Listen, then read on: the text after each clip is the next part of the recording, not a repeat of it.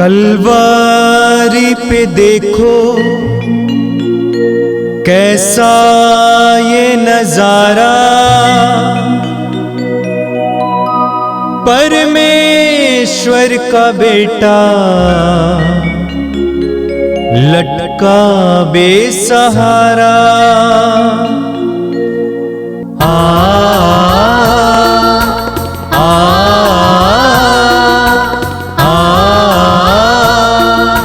बहती रक्तधारा जिसमें सबको मिले मुक्ति, बहती रक्तधारा जिसमें सबको मिले शांति, बहती रक्तधारा जिसमें सबको मिले मुक्ति, बहती रक्तधारा जिसमें सबको मिले शांति। प्यारे विश्वासियों, पवित्र रक्ताभिषेक प्रार्थना हम सबों के जीवन में प्रभु की आशीष लेकर आते हैं।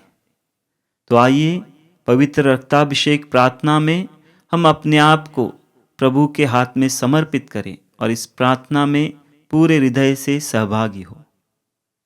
पिता और पुत्र और पवित्र आत्मा के नाम पर आमीन।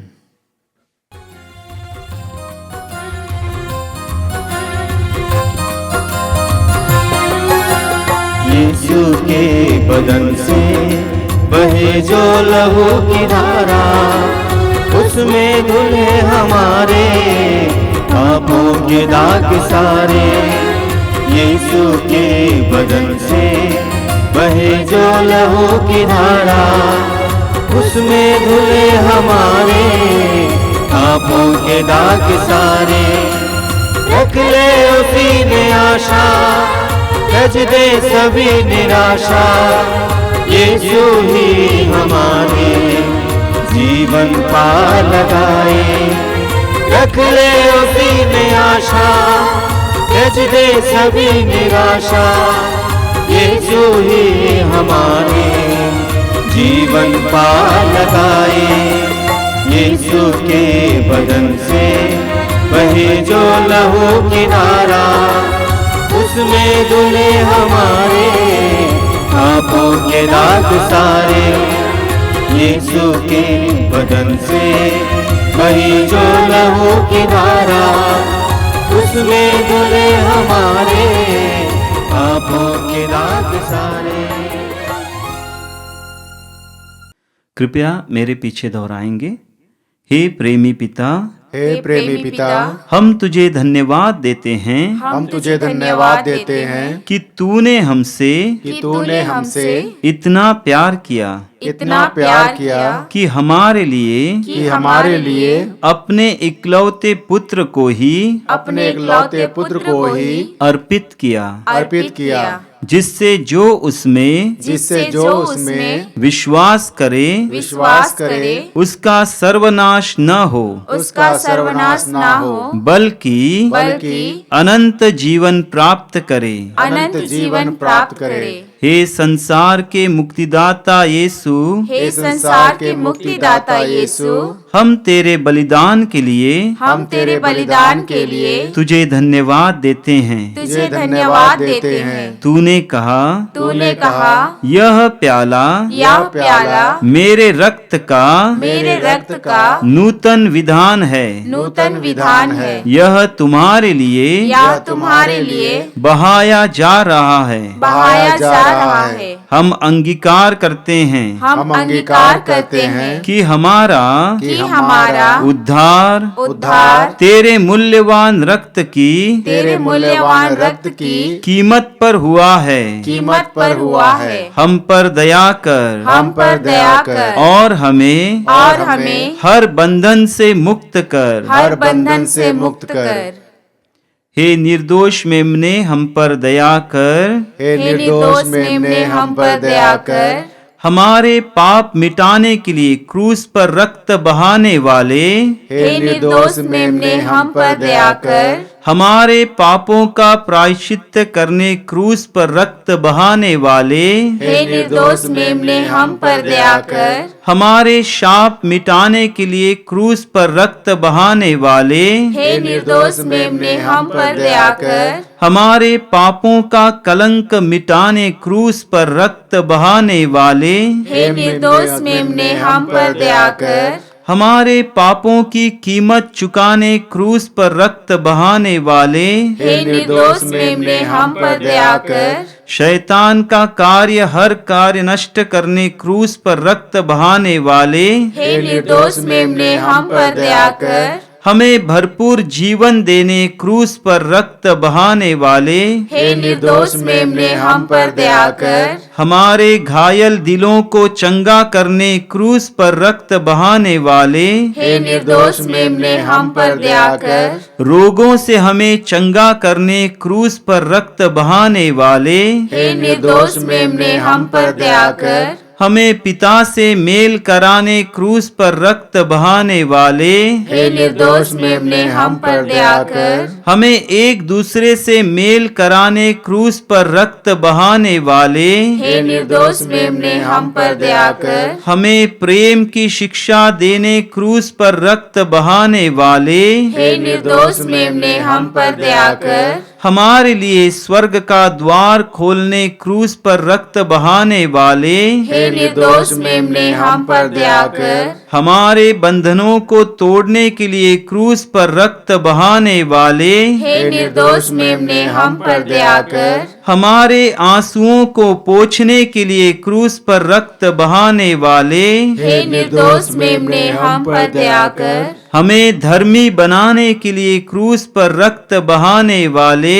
हे निर्दोष मेमने हम पर दया कर। हमें पवित्र करने के लिए क्रूस पर रक्त बहाने वाले, हे निर्दोष मेमने हम पर दया कर। हमें सशक्त करने के लिए क्रूस पर रक्त बहाने वाले, हे निर्दोष मेमने हम पर दया कर। हमें स्वतंत्र करने के लिए क्रूस पर रक्त बहाने वाले, हे निर्दोष मेमने हम पर दया कर।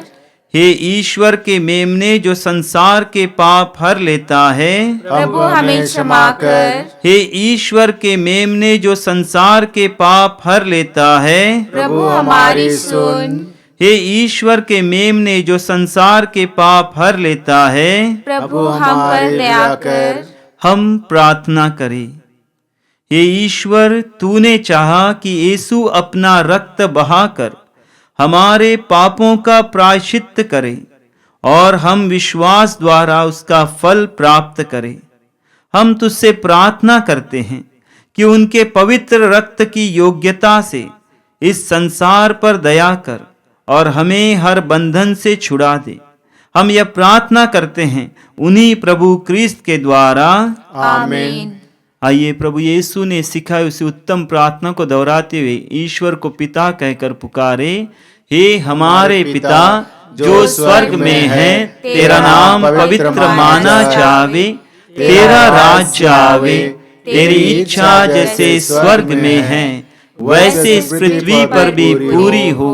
हमारा प्रतिदिन का आहार आज हमें दे और हमारे अपराध हमें क्षमा कर, जैसे कि हम भी अपने अपराधियों को क्षमा करते हैं, और हमें परीक्षा में न डाल परंतु बुराई से बचा।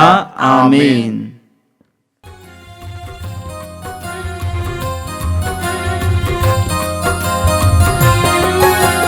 यीशु के बदन से बहे जो लहू की धारा, उसमें धुले हमारे पापों के दाग सारे। यीशु के बदन से बहे जो लहू की धारा, उसमें धुले हमारे पापों के दाग सारे। रख ले उसी में आशा, तज दे सभी निराशा, यीशु ही हमारे जीवन पार लगाए। रख ले उसी में आशा, तज दे सभी निराशा, यीशु ही हमारे जीवन पार लगाए। यीशु के बदन से बहे जो लहू की धारा, उसमें धुले हमारे पापों के दाग सारे। यीशु के बदन से बही जो लहू की धारा, उसमें धुले हमारे पापों के दाग सारे। आइए हम प्रार्थना करें। मैं आप सभी से अनुरोध करूंगा, आप जहां कहीं से भी हमारे साथ जुड़ रहे हैं, इस पवित्र रक्ताभिषेक प्रार्थना के लिए अपने आप को तैयार करें। आइए हम प्रभु की उपस्थिति में आ जाएं। अपनी आंखें बंद कीजिए, थोड़ी देर हम प्रार्थना करें। प्रभु के पवित्र वचनों को सुनने से पहले हम अपने आप को तैयार करें। प्रभु अपने पवित्र वचन में कहते हैं, डरो नहीं, आदि और अंत मैं हूं, जीवन का स्रोत मैं हूं। देखो मैं मर गया था, मैं अनंत काल तक जीवित रहूंगा। उस जीवित प्रभु की उपस्थिति समय अनुभव कीजिए। अपने आप को प्रभु के सामने लाइए। प्रभु यीशु, मैं तुझे धन्यवाद देता हूं इन पवित्र क्षणों के लिए। मेरे इन भाई बहनों के लिए धन्यवाद देता हूं जो इस समय इस प्रार्थना से जुड़े हुए हैं। मैं विश्वास करता हूं आज की इस प्रार्थना के दौरान तू उन्हें स्पर्श करेगा। तू उनकी आवश्यकताओं को जानता है। तू जानता है कि उन्हें किन किन बातों की जरूरत है। उनके कहने से पहले ही तू उनके हृदय के भावों को जानता है। हे यीशु, उन पर दया करना। बहुत सारे भाई बहन कई प्रकार की पीड़ाएं लेकर आए हैं, रोग लेकर आए हैं, पारिवारिक समस्याएं लेकर आए हैं। उन पर दया करना यीशु। उनके बंधनों को खोलना, पवित्र आत्मा का अभिषेक देना यीशु। तेरे पवित्र वचन के द्वारा उन्हें अपना संदेश देना यीशु। आइए मेरे भाई और बहनों, विश्वास के साथ इस समय प्रभु के साथ जुड़े। प्रभु को इस प्रार्थना के दौरान आपके जीवन में कार्य करने दीजिए। यीशु को बुलाइए, कहिए कि यीशु मेरे जीवन में आइए, मेरे परिवार में आइए, मेरी परिस्थितियों में आइए। तू जानता है कि मुझे किन किन बातों की आवश्यकता है। आना यीशु, आना। प्रभु के लिए अपने हृदय के द्वार को खोलिए और इस समय पवित्र आत्मा से प्रार्थना कीजिए कि पवित्र आत्मा मेरी बुद्धि को प्रकाशित कीजिए, मेरे हृदय को इस समय उत्साह से भरिए, मेरे अंदर की निराशा को दूर करके आशा से भरिए। प्रार्थना कीजिए, समय प्रार्थना कीजिए।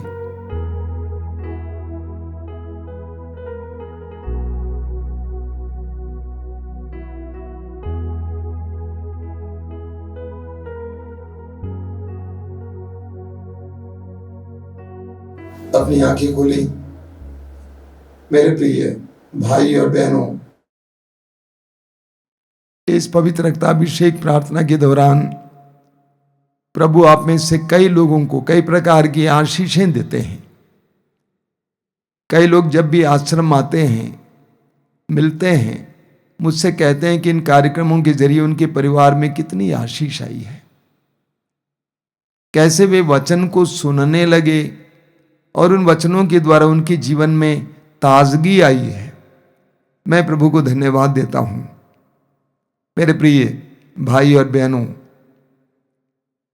पवित्र बाइबल में जिस ईश्वर के बारे में बताया गया है, वो ईश्वर सारी भलाई का स्रोत है। वह ईश्वर सारी भलाई का स्रोत है, सभी आशीषों का भंडार है।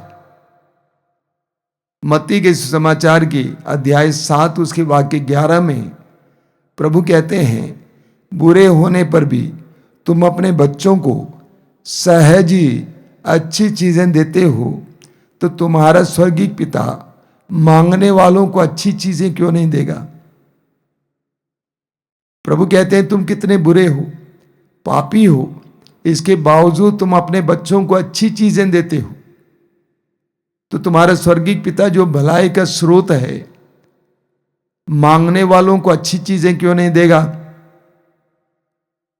हमारा ईश्वर, हमारा पिता, प्रभु यीशु ने हमें सिखाया, वो हमारा अब्बा है, वो सारी भलाई का स्रोत है, सारे अनुग्रहों का भंडार है, धनी है। लेकिन उस ईश्वर के अनुग्रहों को अनुभव करने के लिए हमें उसके योग्य बनना भी आवश्यक है। गलातियों के पत्र के अध्याय 4 में उसके वाक्य 1 में संत पौलुस कहते हैं, बहुत सुंदर वचन है, मेरे कहने का अभिप्राय यह है कि जब उत्तराधिकारी अवयस्क है, वो सारी संपत्ति का स्वामी होते हुए भी दास से किसी तरह भिन्न नहीं है। एक बार और सुन लीजिए, पौलुस कहते हैं कि मेरे कहने का अभिप्राय यह है कि जब उत्तराधिकारी अवयस्क है, वो सारी संपत्ति का स्वामी होते हुए भी दास से किसी तरह भिन्न नहीं है। अगर उत्तराधिकारी अवयस्क है, नाबालिग है, 12-13 साल का बच्चा है, उसका पिता उसको जानबूझकर कभी उसकी संपत्ति का अधिकार नहीं देगा। वो बच्चा नौकरों से भिन्न नहीं है। इतने संपत्ति का मालिक होते हुए भी उसको इस समय वो अनुभव नहीं कर सकता है, क्योंकि वो नाबालिग है, अवयस्क है। यही हमारी समस्या है। ईश्वर सब कुछ का स्रोत है, अनुग्रह का धनी है, लेकिन हम नाबालिग हैं। हमें बालिग बनने की जरूरत है, हमें प्रौढ़ बनने की जरूरत है। ईश्वर के अनुभव में, ज्ञान में, न केवल दिमागी ज्ञान बल्कि अनुभवी ज्ञान में हमें प्रौढ़ बनने की आवश्यकता है। हमें लूकस के सुसमाचार के अध्याय 2 उसके वाक्य 40 और 52 में पढ़ने को मिलता है प्रभु यीशु की बाल्यावस्था के बारे में, कि उनकी बुद्धि का विकास हुआ, वो मनुष्यों तथा ईश्वर की दृष्टि में अनुग्रहित हुआ, उनका अनुग्रह प्राप्त हुआ, वो बढ़े, बुद्धि का विकास हुआ। क्या मतलब इसका? ईश्वरीय ज्ञान का विकास हुआ, ईश्वर के ज्ञान का विकास हुआ। इतना ही नहीं, ईश्वर के अनुग्रह का एहसास हुआ बचपन से ही। हम लूकस के सुसमाचार के अध्याय 2 उसके वाक्य 49 में पढ़ते हैं, प्रभु यीशु को उनके माता पिता यरूशलेम मंदिर ले गए त्योहार के लिए, और त्योहार के बाद माता पिता वापस आए। उन्होंने सोचा कि यीशु उनके बंधुओं के साथ होंगे, रिश्तेदारों के साथ होंगे। नाजरत पहुंचने पर उनको पता चला कि यीशु उन सबके साथ नहीं है। वे यीशु की खोज में निकल पड़ते हैं। अंत में यरूशलेम मंदिर पहुंच जाते हैं और वहां पर यीशु शास्त्रियों के साथ बातचीत करते हुए, वाद विवाद करते हुए दिखाई दिए। और शास्त्री और धर्मगुरु बड़े अचंभे में पड़े थे कि 12 साल के इस बालक के अंदर इतना ज्ञान कहां से आ गया, इतनी प्रज्ञा कहां से आ गई। माता मरियम ने यीशु से पूछा कि बेटा, तुमने हमारे साथ ऐसा क्यों किया? हम बड़ी उत्कंठा के साथ तुमको ढूंढ रहे थे। तो यीशु ने जवाब में क्या कहा? यीशु ने कहा, आपको मुझे ढूंढने की क्या आवश्यकता थी? क्या आपको नहीं मालूम था कि मैं अपने पिता के भवन में हूंगा? 12 साल की उम्र में यीशु ने यरूशलेम मंदिर को अपने पिता का भवन कहा। यीशु को इस बात का एहसास था कि मैं ईश्वर का बेटा हूं। 12 साल की उम्र में ही यीशु को अपनी पहचान का एहसास था। वो जानते थे कि ईश्वर मेरा पिता है, मेरा अब्बा है। मैं यूसुफ का बेटा नहीं हूं, मैं मरियम का बेटा नहीं हूं, मैं ईश्वर का बेटा हूं। और इस ज्ञान में यीशु बढ़े, और ये विवेक यीशु के अंदर था। अभी मुझे याद है, जब मैं कक्षा 7 में पढ़ रहा था, उस समय हमारे यहाँ एक साधना हुई थी, हम मसीही बच्चों के लिए। और साधना चलाने वाले एक बहुत ही धार्मिक और आध्यात्मिक व्यक्ति थे। साधना के दौरान वो हम बच्चों से मिले एक एक करके। जब मैं उनके कमरे में गया, बातचीत कर रहा था अपने विषय में, उन्होंने प्रार्थना की और मुझसे कहा कि बेटा तुम बहुत इंटेलिजेंट हो, बहुत बुद्धिशाली हो, लेकिन तुम्हें प्रज्ञा की आवश्यकता है, इसलिए ईश्वर से प्रज्ञा के लिए प्रार्थना करना। सच कहता हूं, समय समय प्रज्ञा के वरदान के लिए प्रभु से प्रार्थना करना शुरू किया। प्रज्ञा ग्रंथ के अध्याय 7 उसके वाक्य 7 में लिखा हुआ है, मैंने प्रार्थना की और मुझे विवेक मिला, मैंने विनती की और प्रज्ञा का आत्मा मुझ पर उतरा। हमें प्रज्ञा के लिए प्रार्थना करने की जरूरत है, विवेक के लिए प्रार्थना की जरूरत है। हमें प्रभु के ज्ञान में बढ़ने की आवश्यकता है, प्रभु के अनुभव और पवित्र आत्मा के अभिषेक में बढ़ने की आवश्यकता है। लूकास के समाचार के अध्याय 3 उसके वाक्य 21 और 22 में हम पढ़ते हैं, जब प्रभु यीशु बपतिस्मा के बाद प्रार्थना कर रहे थे, स्वर्ग खुल गया, पवित्र आत्मा कपोत के रूप में उन पर उतरा और उनको एक आवाज सुनाई दी। क्या आवाज थी? तू मेरा प्रिय पुत्र है, मैं तुझसे अत्यंत प्रसन्न हूं। यीशु ने पिता की आवाज सुना। क्या आवाज थी? तू मेरा प्रिय पुत्र है, मैं तुझसे अत्यंत प्रसन्न हूं। प्रार्थना में यीशु अपने पिता को सुनते थे, अब्बा को सुनते थे। प्रार्थना के द्वारा वास्तव में यीशु बढ़ रहे थे, यीशु बढ़ रहे थे। उनका आत्मविश्वास बढ़ रहा था, ईश्वर पर विश्वास बढ़ रहा था और यीशु के अंदर ऐसी ताकत, ऐसा सामर्थ्य आया। मत्ती के समाचार के अध्याय 7 वाक्य 7 में प्रभु कहते हैं, मांगो और तुम्हें दिया जाएगा, मांगो और तुम्हें दिया जाएगा, ढूंढो और तुम्हें मिल जाएगा, खटखटाओ तुम्हारे लिए खोला जाएगा। यूहन्ना अध्याय 15 वाक्य 16 में प्रभु कहते हैं बड़ी धैर्य के साथ, मेरा नाम लेकर तुम कुछ भी मेरे पिता से मांगो वो तुम्हें दे देगा। ये ज्ञान, ये सामर्थ्य, ये शक्ति प्रभु को कहां से मिली? प्रार्थना के द्वारा, पवित्र आत्मा के अभिषेक के द्वारा। हमें बढ़ने की आवश्यकता है। मैंने कई विश्वासियों और मसीहियों को देखा है जो आज भी बड़े होने पर भी भिखारी रह गए हैं। बोलते हैं जो भी मैं मांगता हूं मुझे मिल जाता है। हम प्रभु के सामने भिखारी नहीं है। प्रभु ने कहा है यूहन्ना के समाचार के अध्याय 15 में कि मैंने तुम्हें दास नहीं कहा, मैंने तुम्हें मित्र कहा है। हम बढ़ेंगे उसके अनुसार हमें प्राप्ति होगी। अगर हम बढ़ेंगे नहीं तो हमें प्राप्ति नहीं होगी।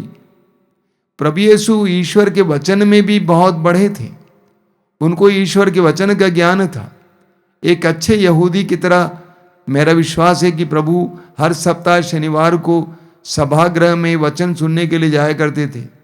नाजरत में ही सभागृह था। हर शनिवार को वचन सुनाया जाता था। यीशु वचन सुनने जाते थे। इतना ही नहीं, मेरा पक्का विश्वास है माता मरियम अपने बेटे को बचपन से ही वचन सुनाया करती थी। हम विधि विवरण ग्रंथ के अध्याय 6 वाक्य 7 में पढ़ते हैं, ये प्रभु का आदेश था, जो शब्द मैं तुम्हें सुना रहा हूं अपने पुत्रों को अच्छी तरह सिखाओ। और एक अच्छी मां की तरह वो अपने बेटे को सिखाया करती थी। यीशु वचन में परिपक्व थे। सुसमाचारों में हम पढ़ते हैं कि यीशु वचनों के इस्तेमाल करते थे। क्या मतलब इसका? यानी यीशु को वचन का ज्ञान था। स्तोत्र 119 वाक्य 99 में स्तोत्रकार कहता है, मैं तेरी शिक्षा का मनन किया करता हूं, इसलिए मैं अपने शिक्षकों से अधिक बुद्धिमान हूं। पवित्र वचन का ज्ञान हमें विवेक प्रदान करता है, बुद्धि प्रदान करता है। मैं तेरी शिक्षा का मनन किया करता हूं, इसलिए मैं अपने शिक्षकों से अधिक बुद्धिमान हूं। उसी अध्याय के वाक्य 130 में क्या लिखा हुआ है? तेरी शिक्षा की व्याख्या ज्योति प्रदान करती है, वह अशिक्षितों को भी विवेकशील बनाती है। प्रभु का वचन, प्रभु के वचन पर मनन चिंतन हमें विवेकशील बनाता है, हमें बढ़ाता है। तो प्रभु यीशु वचन के ज्ञान में बढ़े और प्रार्थना में, ईश्वरीय दानों में बढ़े।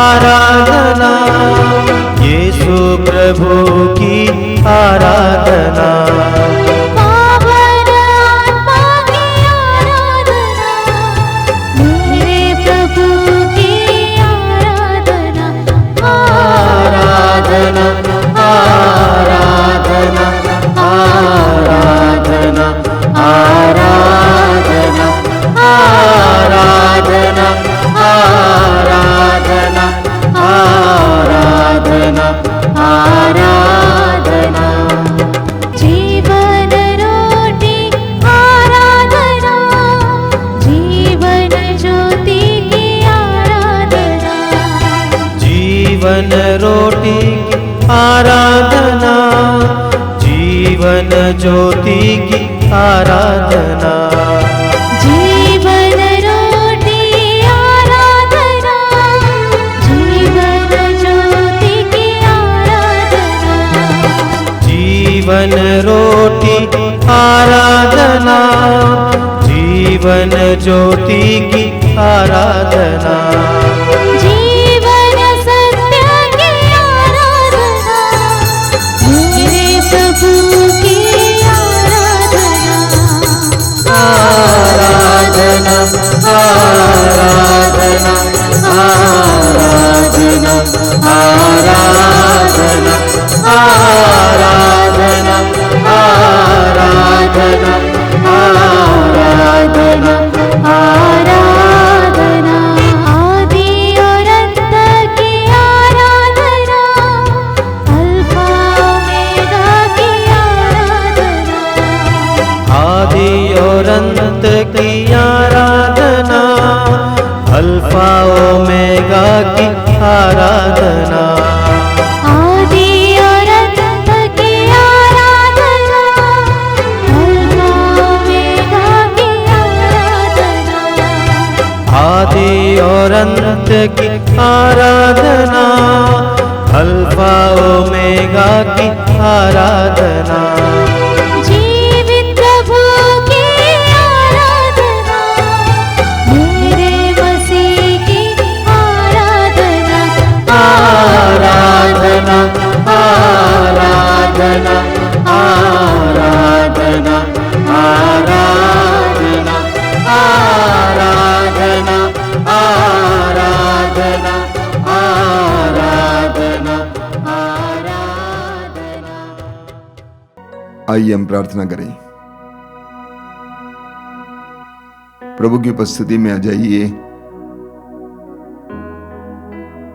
मैं आप सभी से अनुरोध करूंगा कि आप जहां कहीं भी इस समय बैठे हैं,